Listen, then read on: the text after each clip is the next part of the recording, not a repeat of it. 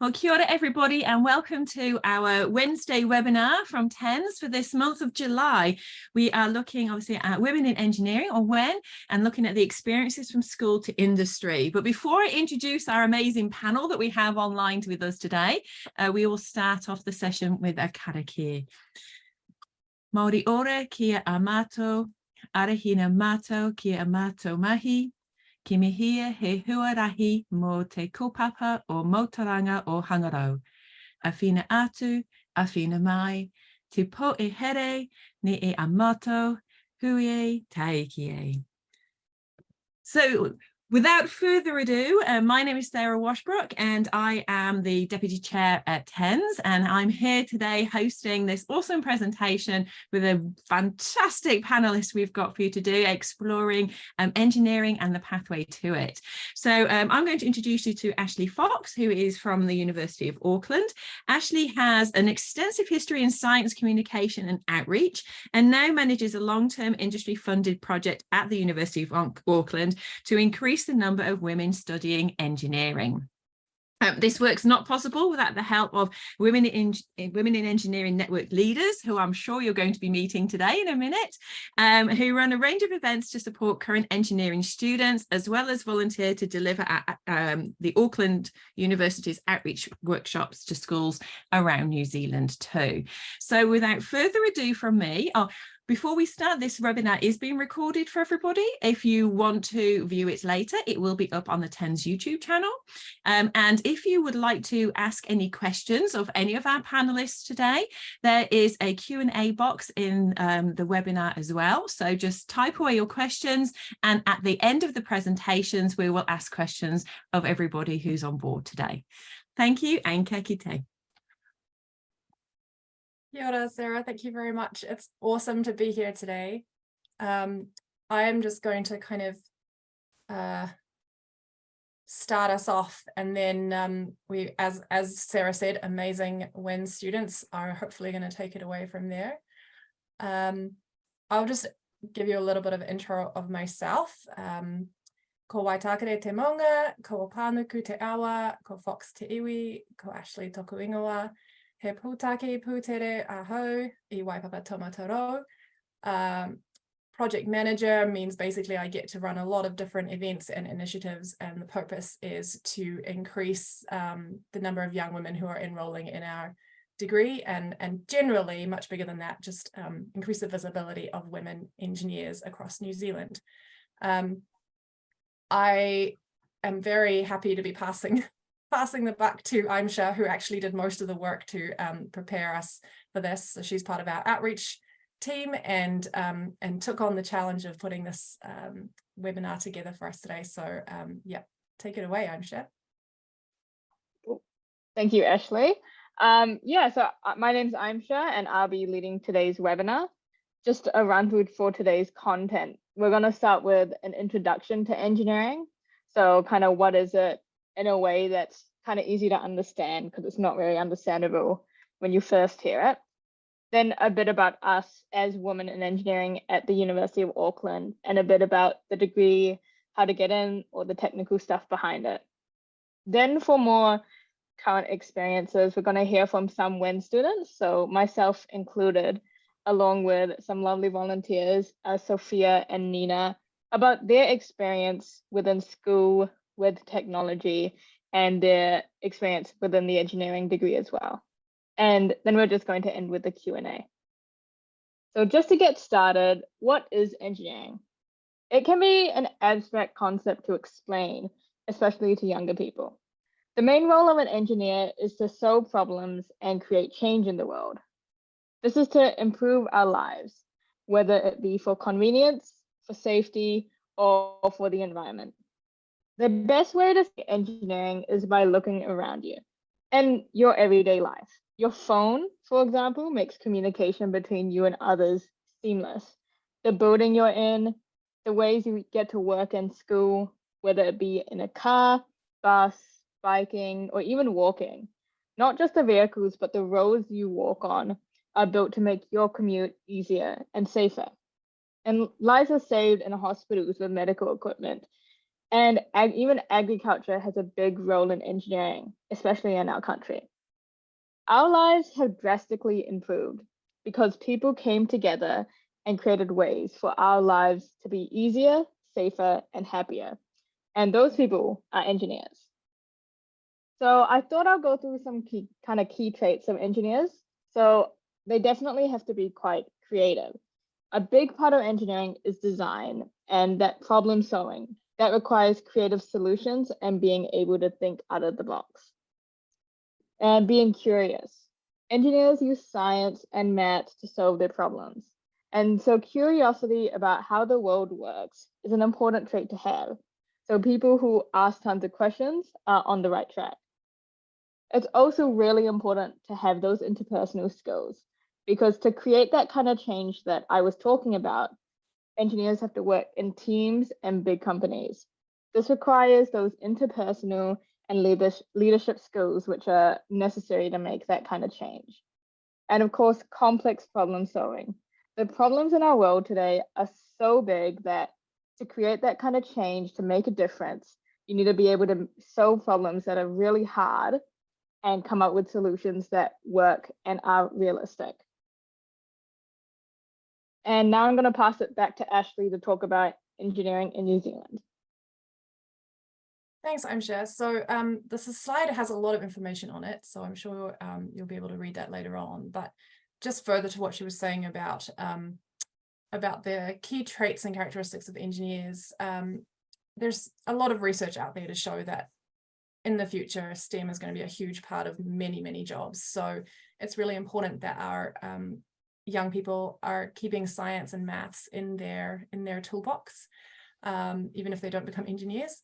But all of those, the ability to adapt, to be flexible, to solve complex problems are going to be key things that we're going to need to do in the future. So the great thing about our engineering degree is that they embed things like design and creative problem solving and teamwork into the degree. So hopefully we're positioning our students in a really good place to do a number of different jobs in the future. The next question is, why women in engineering? Why do we need diversity in our engineers?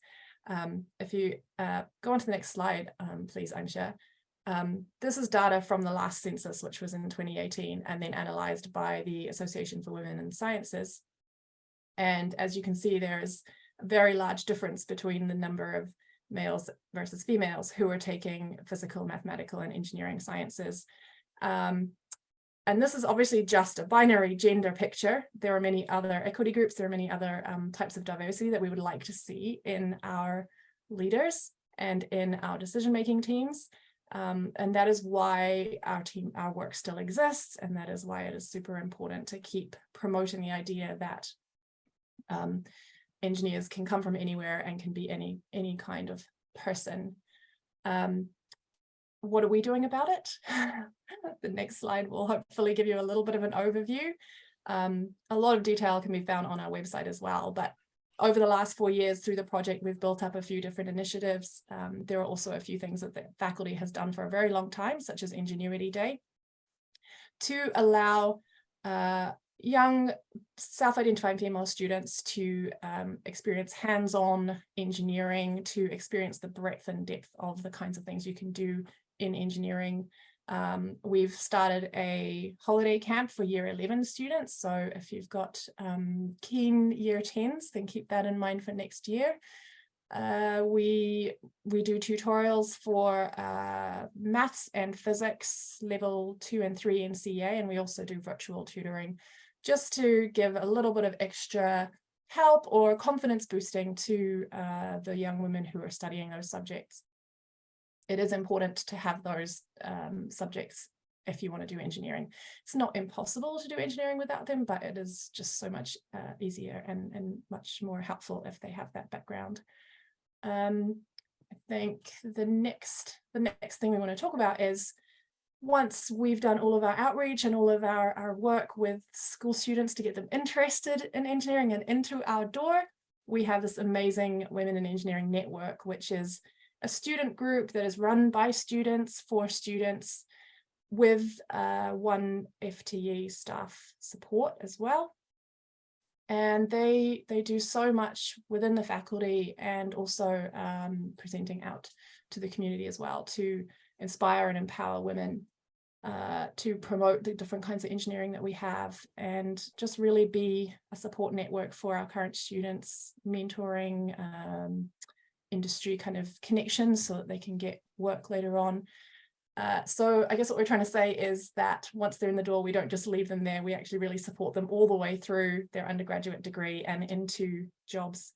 WEN is also sponsored by a number of industries. And so these are industries who actually put their money where their mouth is. They really believe in diversity and in supporting women engineers. And so they put their money into WEN to help them run these events. And they offer internships and graduate roles, and they're really looking for those women that they've met through their degrees. So it is a really nice kind of continuum of support for women students.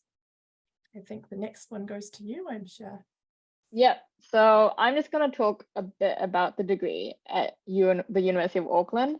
So there are many things you can specialize in, and it's really expanded over the years.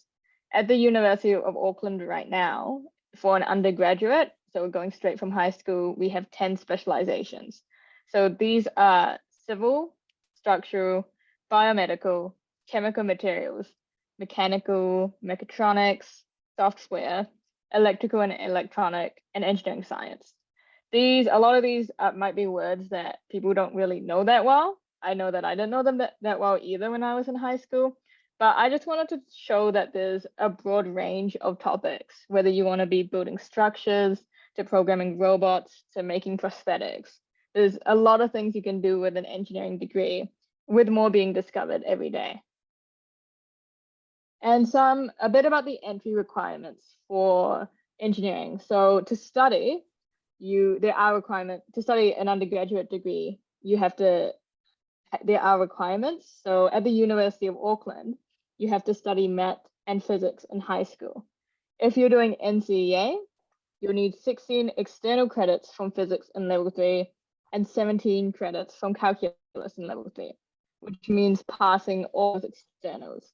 So kids in school should be taking physics and math from year 11 to make sure they get those credits.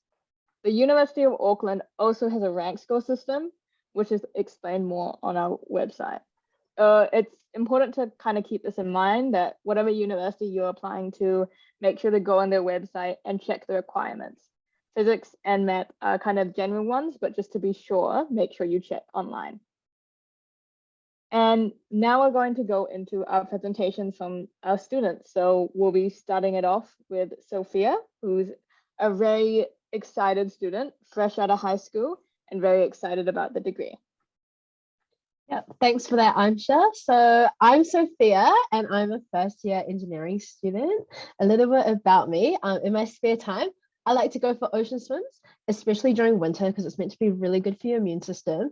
And I also enjoy going thrifting. Any recommendations from my half would be the Devonport Salvation Army. It's a must visit.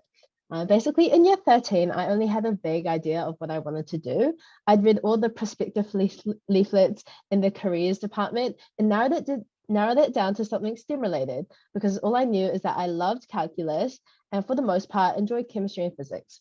I also knew I loved to problem solve and enjoyed a good challenge. On a random rainy afternoon, my year 13 calculus teacher, who also happened to be an engineer, stopped the class from rushing home. I'm sure you guys are all familiar with them before you guys leave monologue, but she said something about women in engineering at Auckland Uni, a free event in the holidays. I wasn't too sure, but she did end up posting about it on Google Classroom. So I ended up going to this mysterious event. This event was the WEN Ingenuity Day, which Ashleigh did mention before, and it's a day for high schoolers to learn more about what engineering is, because let's be honest, it's kind of shrouded in mystery. No one really knows what it is. But basically you go to this event and you trial a couple of specializations throughout the day. I had so much fun that day and still remember some of the activities I did, like plotting the experimental flow rate of water and learning about noise cancellation. This was a turning point for me, my canon event, if you will, and pretty much solidified engineering as the degree I was going to take.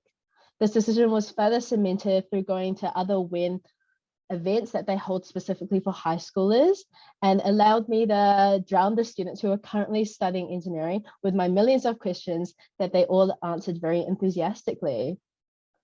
I was so sure in my decision, but I did get some nervous jitters before uni started, and it mainly revolved around the idea that those going into the engineering degree had to be straight E students. I'm talking like full golden pie chart. If you guys do NCA, you'll know what I mean. And that definitely wasn't me, but thankfully that was such a wrong presumption. And after uni started and I had done a couple of weeks, I realized that everyone was starting from more or less like a level playing field. And the most important thing was just to try your hardest and put the effort in. First year's free anyway, so why not give it a go? You definitely won't regret it. And even if you try your hardest, you can still ask for help if you need it.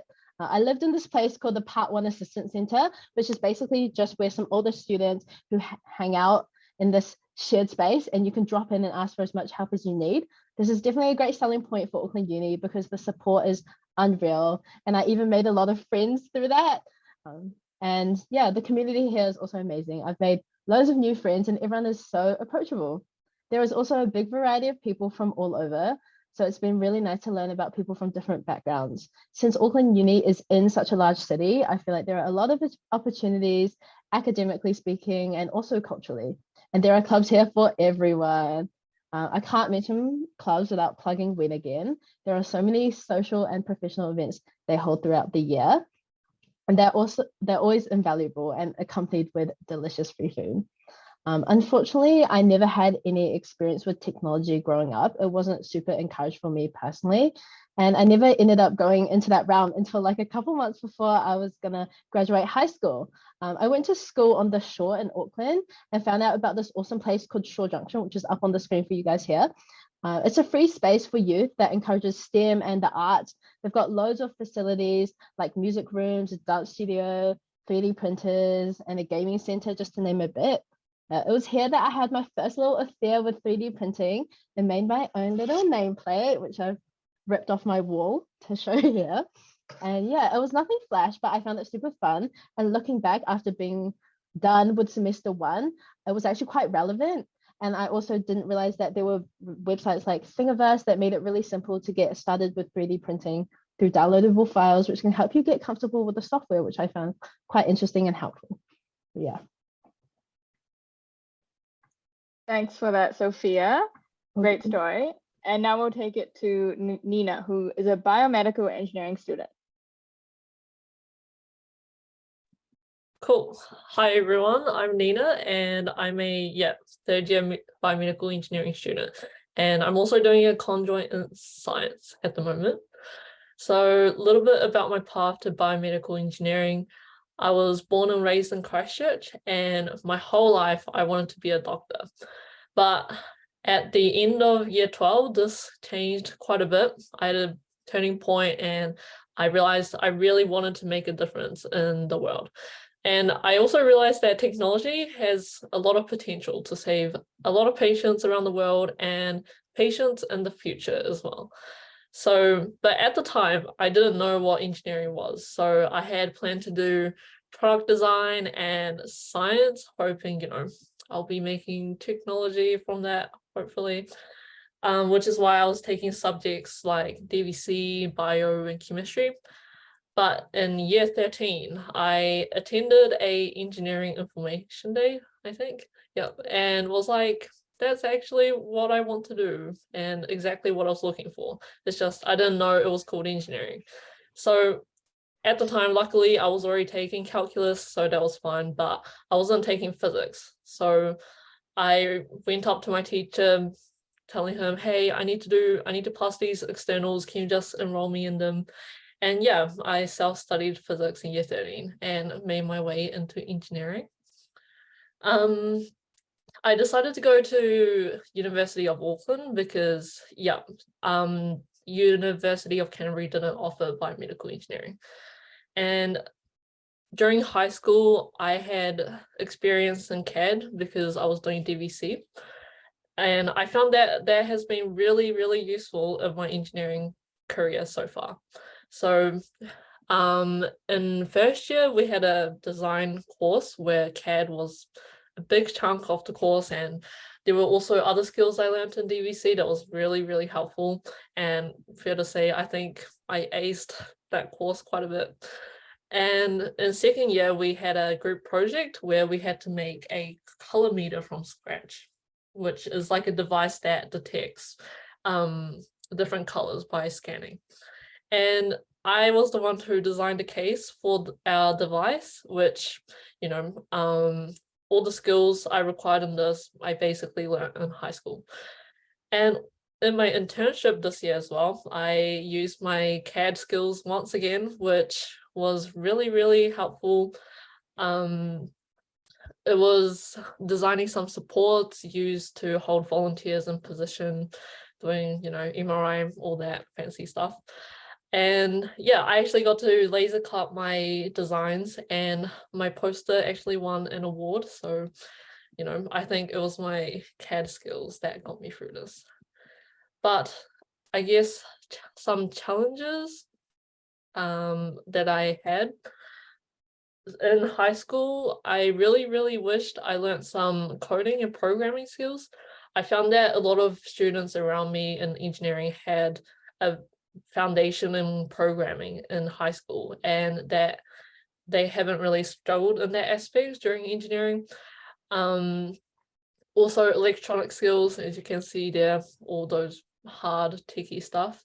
I did pick it up, but I found that people in my cohort that already had that knowledge, they didn't require as much guidance as I did, I guess. But fortunately, I was doing 3 sciences and mathematics during high school since I wanted to do medicine. But yeah, that really worked well for me in terms of switching to engineering. And yeah, having those strong foundations in maths and physics is really, really key to engineering. So yeah, that is my story. Cool. Thank you for that, Nina. And I'll just finish us off. So yeah, my name's Aimsha. Like I said at the start, I'm a final year engineering student at the University of Auckland, and I'm doing mechanical engineering. So I was born in New Plymouth, but I grew up in Wanganui, and I went to Wanganui Intermediate and Wanganui High School. I completed my NCEA levels 1 to 3 there, and I was very much a sciencey math kind of student. I did physics, chemistry, and math, where math was my favorite subject, I will admit. I also loved music, playing classical piano, and I loved doing textiles and creating things through sewing. So at home, I was lucky enough to be supported to go to university. I chose engineering after considering a bunch of degrees: physics, math, music, teaching, fashion design. I was a creative student, but I really liked my maths classes, and I was very curious about the world. The only hands-on activity that I had that I really enjoyed was textiles. It played a big role in me being hands-on, designing, creating something functional, which are all crucial parts of engineering in the end. After doing a lot of research into what engineering is during my study periods, I knew it was the right degree for me. The vast range of what engineers could do really excited me about the impact that I could have. And with a sibling who was also studying engineering, I had someone to ask about it. My 2 options I knew were Auckland or Christchurch for study. But after growing up in a smallish town, I wanted to explore the city. So I chose the University of Auckland. My first year of engineering was in lockdown, and so were the next few years. So my years have had a really different experience. However, I still definitely think I chose the right degree. The first year of university was a general year, so you get to experience all the areas of it, whether it be design, electronics, or coding. I particularly liked the design part and the dynamics part of my first year, which is why I chose a mechanical engineering degree. It had the most design, and I found it a better degree as someone who's a visual thinker. And it's been lots of fun, as you can see, designing vehicles, mechanisms, even structures, and the content is super interesting as well, and I get to learn something really cool in all my lectures. The people in the degree are also great. I'll build a network of friends who have supported me throughout my degree, whether I have questions about something or I'm going through a hard time in a course. Auckland is a lot more diverse than other cities, so I felt like I fit in more and have made some long-lasting friendships. So during my time studying the degree, we are also required to get some practical work in. So I had 2 internships. So my first was working at KiwiRail. That was such a cool experience because I got to work on trains and understand the rail network. Currently, I work for the university as a research assistant in the materials and mechanical engineering department. The research I do at the university is another side where I talk to people working on innovative stuff every day, mostly to have a more sustainable and environmentally safe future. And my work involves working with plasma guns, so you can definitely say exciting. I've also been on the Formula SAE team at university, where you work on making a race car to compete with other universities every year.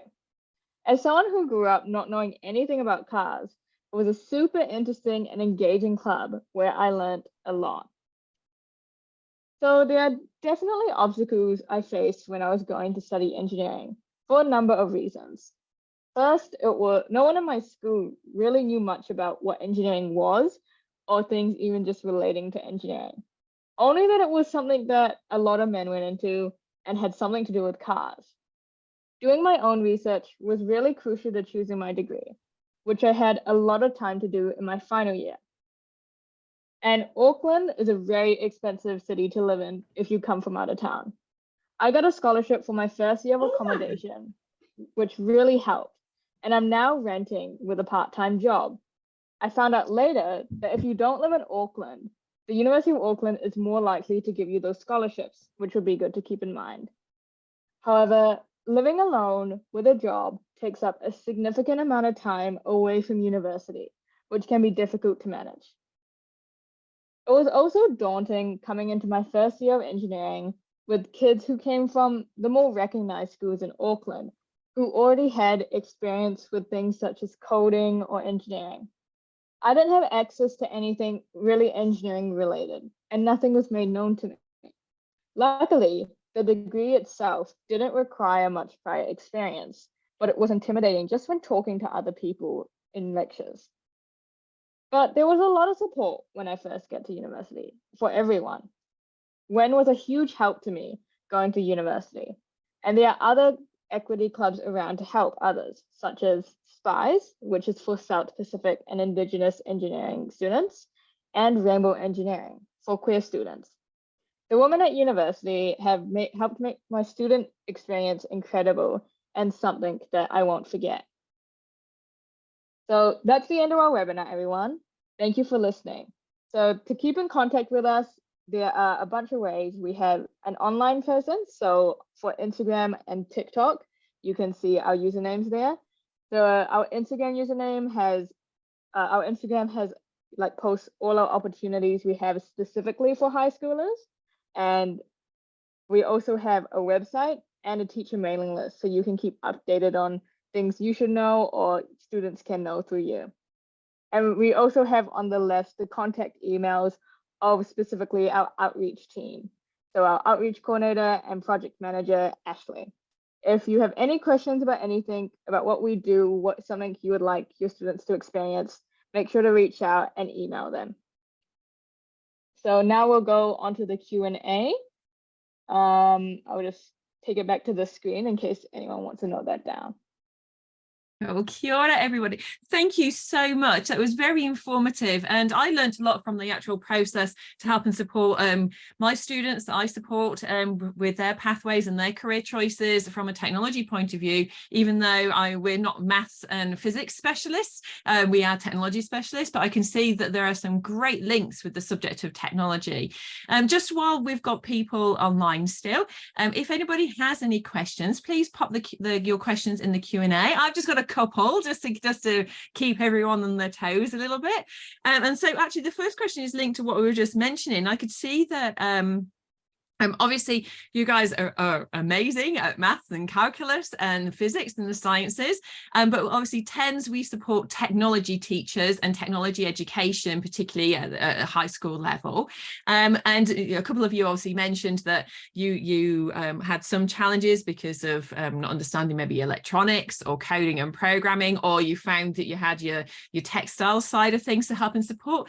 Do you think it is a good idea, or how do you feel about students maybe taking the subject of technology to help and support them with their pathway into engineering? Because I know it's not set as a prerequisite for people to get into engineering courses, which personally I think is a bit of a shame, because of course this is what we do. And yeah, I mean, I come from industrial design and technology background, so that was my background. So anybody, do you have any of you have any thoughts about the subject of technology and how technology teachers could actually potentially help and support our high school students wanting to go and follow these pathways? Yeah, I would say like technology is definitely, I would say, the inspiration behind an engineering degree. Like if you're into hard materials, soft materials, into DVC, then you're the kind of person who would really like doing an engineering degree, like the core of it. Whereas physics and math are the requirements to get in. So yeah, I do find it a bit of a shame you don't have to do any of those topics. But for me, I didn't do electronics or anything. I kind of missed my first few years of high school. So I had a bit of a unique experience, but I didn't have the confidence to step into a technology subject I didn't know well. And so for me, textiles, I really liked sewing. So that was something I stepped into, and really it's actually quite similar to the things I work with now in the materials department. So kind of went a full 360.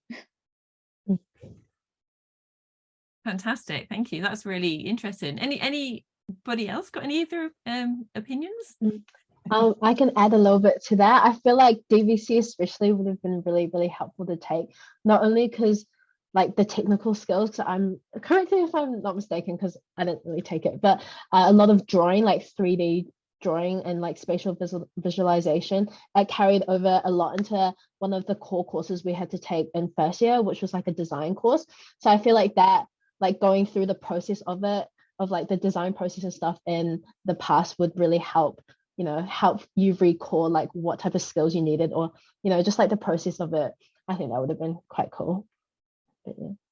Fantastic, thank you. Yeah, I can also I guess add to that as well. I had a lot of students that were doing DVC around me. They were planning on going into engineering, so yeah, they really wanted that designing process skill that is quite required, and it's very, very common in engineering, like going from a concept to, well, starting from ideas and then going to a concept and then iterating ideas and then getting the final product. I think that's common in most technology subjects, I would say.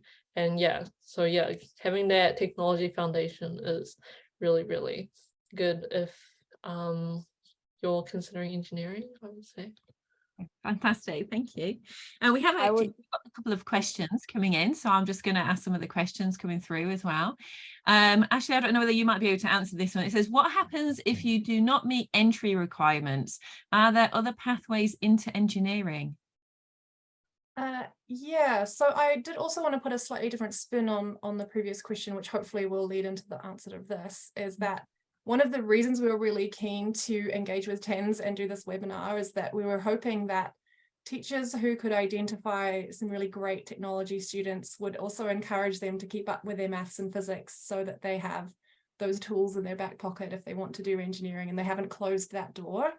In saying that, there are definitely alternative pathways into engineering.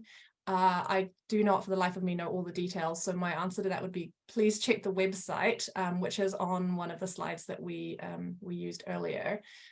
There are pathways through a science degree. There are programs like Summer Start where you can make up maths and physics courses so that you can kind of get to that bare minimum that will help you manage in first year engineering, because obviously we don't want to set students up to fail. We really want to make sure they have a minimum level of understanding across the class, The class is about 1,000 students every year, so it's really hard for lecturers to help the ones who haven't got that physics and maths background.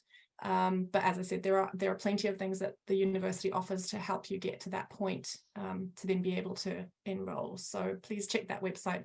That kind of information changes too regularly for me to want to tell you the wrong thing. But yeah, there are definitely alternatives.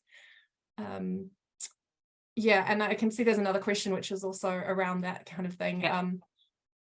I know our dean is very interested in exploring technology and alternative prerequisites into the engineering degree, given the things that are happening in NCEA right now. So I don't know where that will end, but I guess watch this space, and it is a very slow moving animal as well. But they, yeah, we're not just kind of going, damn, this is it, and we're not going to consider anything else. There are definitely ideas and discussions going on, but I don't know where they will end up. So yeah, I guess a great well-rounded potential engineering student will have some technology up their sleeve, as well as a bit of physics and maths. And I do know from like talking to other TENS members and other technology teachers that this is an area, not even if it's just engineering degrees, but product design degrees and all these different ones as well. The prerequisites don't necessarily have technology in there as an academic way to get your credits to actually get you into those courses.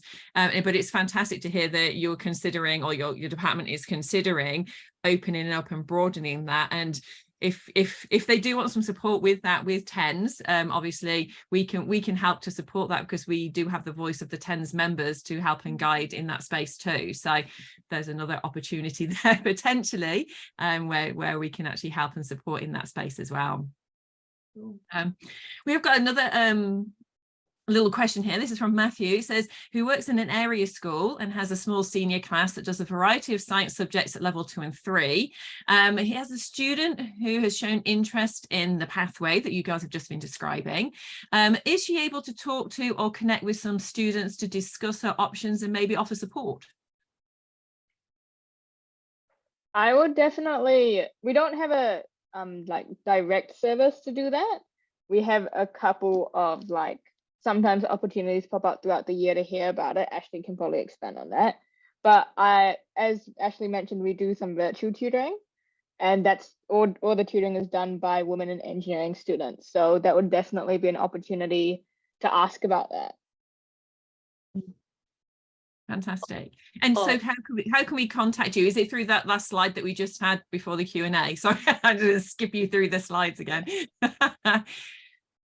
Yeah, so actually I was just having a look on our website, the page for high school students. If you scroll right to the bottom, I'm hoping this is still active. I will double check, but there's a little chat with us about engineering, and you can kind of book a session, an online session. With what we've got on there is our women engineering advisor, Caitlin Scragg, and then Jessica and Paige are both current students. So depending on who the person is comfortable talking to.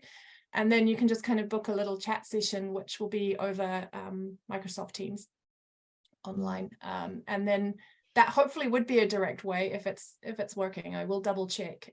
Otherwise, as Aimsha said, please just email one of those emails and we can make a connection for you.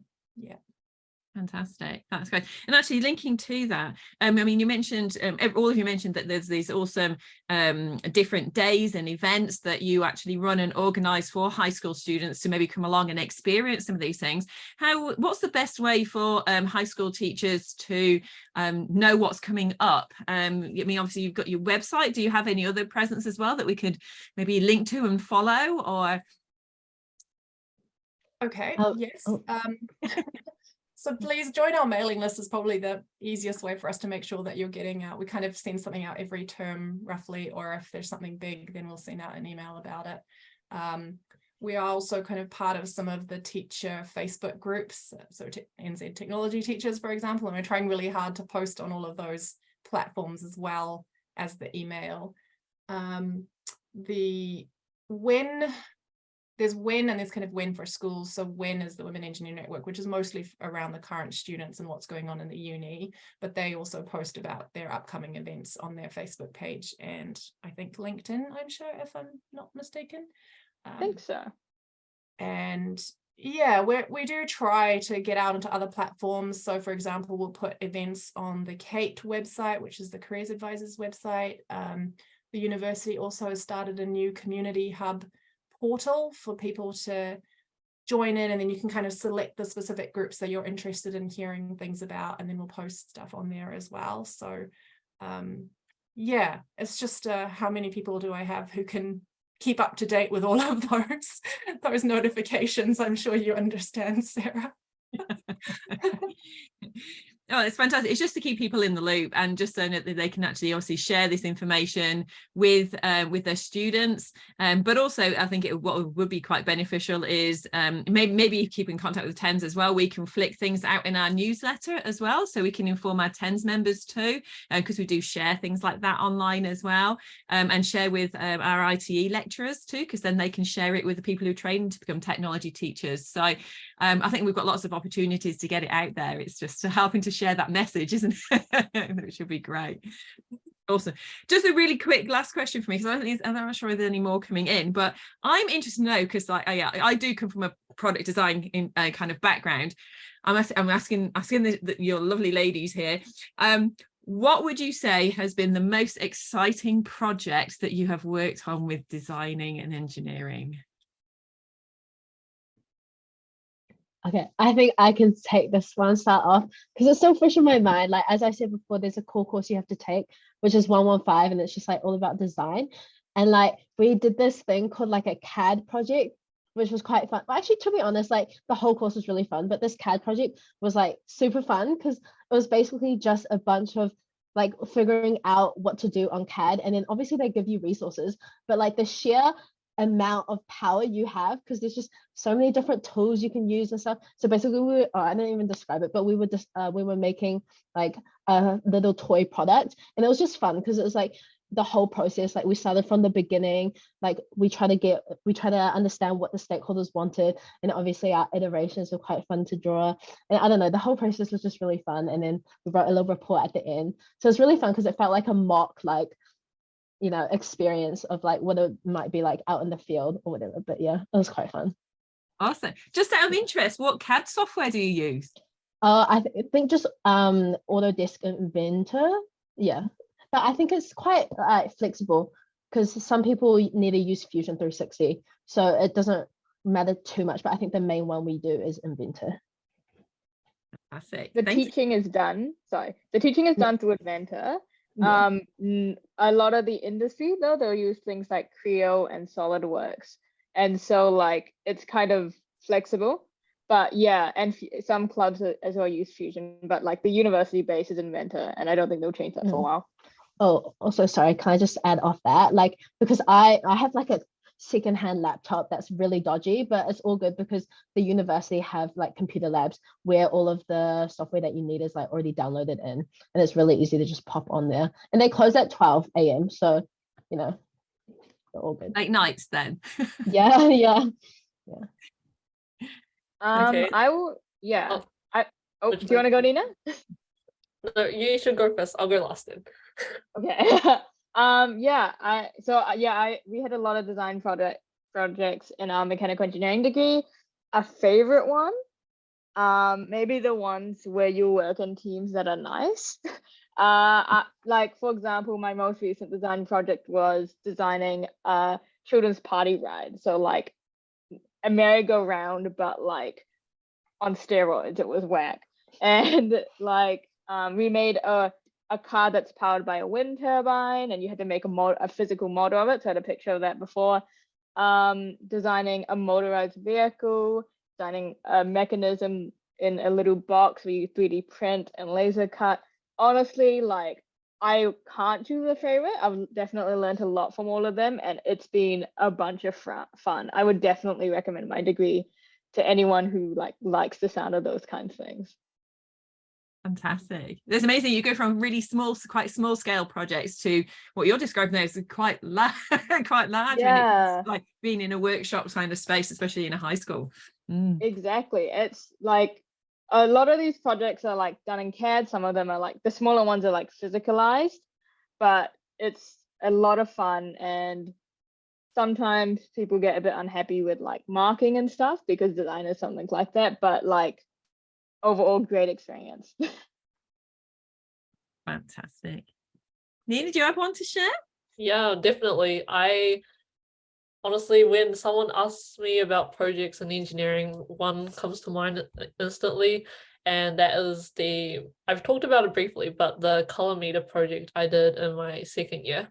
And it was a group project with 5 group members, and yeah, designing a color meter from scratch. So it is a medical device technically, as you can detect difference in skin color, which you can help diagnose diseases relating to like blood circulation at the skin surface, basically. Which, even though our devices weren't as sophisticated as the ones out in the commercial, but I think what made it really interesting for me was, like, I think anyone right now, if you got asked to make a color meter, you'll be like, how the heck do you do that? And I think everyone was like that when we first went into the course. And I had no idea how electric circuits actually work in real life. I've only had the paper, square resistors we write in exams and stuff. That's all I knew. And at the end, I think I can like make a device now after that project, and it was figuring out how to do things with your group mates was really, really, it can be a challenge at times, but you really learn a lot from it. And yeah, seeing like the process of starting with just a plan on paper, trying to figure out how a color meter works, how does an electric circuit work, like how do you even get it to work. It's just amazing seeing at the end like your device actually working. That was really rewarding to me. That's very cool. And I think linked to that, actually, we've just got another question coming in. It says, knowing what you ladies know now about, obviously the making and designing processes that you need to go through on your courses, what skills do you wish you'd have learnt more of in secondary school technology? I think I can lead this one as someone who didn't take technology. I think honestly DVC, that would have been amazing, because I realize now that I actually quite enjoy like the whole like design process, even though I didn't know what it was, if that makes sense. But I think what stops me, like, because I do remember like thinking about it and being like, oh yeah, it could be cool, is that like I feel like it's quite hard for me to translate my ideas into like tangible things, because I'm not the best drawer, or like I'm not very good at expressing like my ideas down on paper. So I thought it wasn't for me, but I think it would have been all good, because I think I would have learned the skills that I needed to have conveyed my ideas, if that makes sense. But yeah, definitely DVC. But yeah. Fantastic. Me, you can go this time. We always talk at the same time. For me, I would say electronics, definitely. I think it was just more that I didn't enjoy electricity in high school, and I just tried to get away from it as much as possible. And going into engineering, like, I'm doing absolutely fine with the help of other older students and lecturers and all that support. But I do think if I had that experience in high school, that would have been like a easier step into doing the project. Maybe I would have had a better idea at the start. I wouldn't have been as confused. But yeah, I think electronics would have been a good technology to have experience in. Fantastic. And now we've got things that can help and support with coding and programming and electronics combined together with microbits and microprocessors and all those kinds of things. I mean, you'd be well away. Yeah. Right. Any other ideas?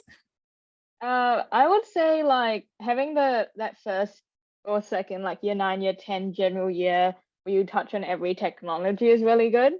I know some schools have it, some schools don't, and that kind of gives you an idea of kind of anything you can do. I think a lot of the technology classes are applicable, but something I really enjoyed in high school, which I think was pretty relevant to engineering, is we were like creating something in textiles, and we had to go through the whole process of like finding a stakeholder, finding out what they wanted, and then how to make this thing. You could make anything you wanted, but it had to be made for someone and be something that functioned the way that it needed to be. And so I think that was kind of my turning point, being like, wow, that, you know, I'm not just making things for the sake of it. I am actually, you know, listening to someone and making something to fulfill that. And that's what I really liked in technology. Yeah, and that's a fundamental part of the technology curriculum is, yeah, that iterative design process based on authentic, real needs and opportunities that are out there. And that's what you'll be doing as well in your own engineering degrees too. Exactly, yeah. That's what I think is like really, really kind of more realistic with that degree.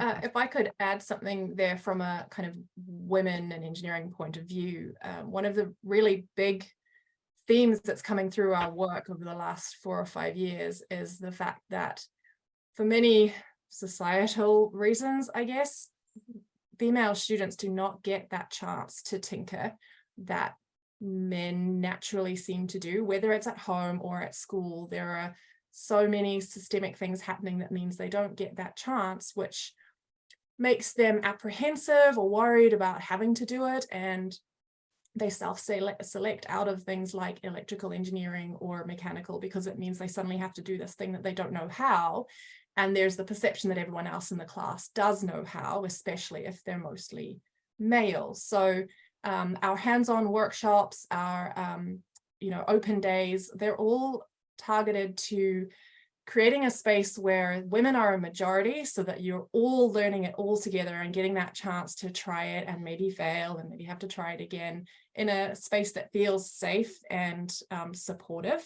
So if teachers and schools have the opportunity to create those safe spaces for our women students to tinker and get things wrong and ask those questions and not feel like they're getting left behind, then I think we're going to create a generation of women who can do these engineering degrees because they don't have that barrier of self-confidence or lack of self-confidence. And it's definitely anecdotally through a lot of our women students, I've heard this, but also through some of the kind of surveys and questions that we ask the students coming through.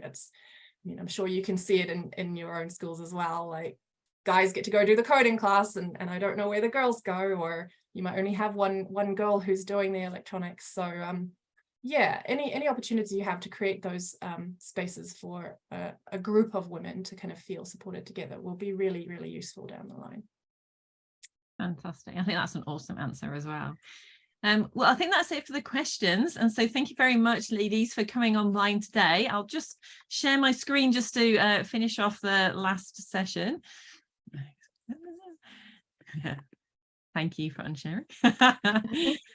And so once again, so thank you for everybody who's joined us today, both our presenters. It was fantastic to have you here. It was really informative and I really enjoyed the session today. And it's great to see that we've got some amazing young minds coming into this creative space, which obviously you're very passionate, and I can see that you guys are going to do some fantastic stuff in the future. And please keep in contact. So I think there'll be some awesome things that you can share again with us, maybe in a webinar in the future, potentially. Those people who are online watching, please, if you can, we would love you to just fill out this feedback form. So there is a bit.ly link there, or you can just scan the code. This feedback form is for the purpose of TENS. We do get next funding support to run these webinars and other events and things as well for teachers across New Zealand, and so this helps to support us with those things in the future. The other thing is once we finish the recording today, it will be made available for you on YouTube. So you can jump into our YouTube channel. We've got a whole host of different technology related webinars in there. But then if you want to share this video with your students, please feel free, take it in, use it in your classrooms as well, because I think it will really help and support some of your high school students who really think about these pathways into engineering too. And just to finish off for today's session, we'll just introduce next session for the TENS webinar.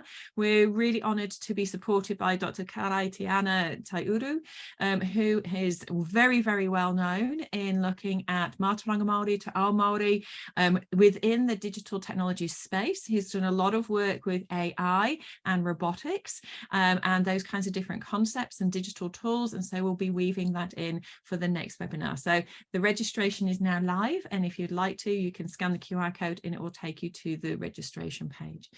So before I finish with the karakia today, ladies, I just want to say once again, thank you very, very much for being here today. It was lovely to meet everybody. Kia amato katoa, kua mutu mato amato mahi, me kaupapa hoki, arahina mato ka amato mahi ano, kia whakatapua, mato ki ngā kaupapa, me ngā mea e whakapono. Manakitia mai mato. Kia ora everybody, and ka kite.